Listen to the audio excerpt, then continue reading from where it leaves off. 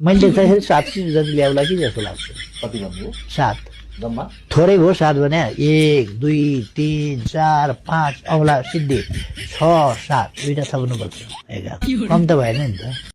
मलाई त प्रधानमन्त्री नभइकन त म बस्नै सक्दिनँ क्या। म त छटपट्टि नै हुन्।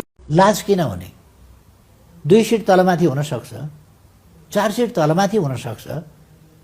यो 50 सिट तलमाथि भयो भने भन्दा 50 सिट तलमाथि भयो भने 50 सिट तलमाथि असम्भव कुरा हो।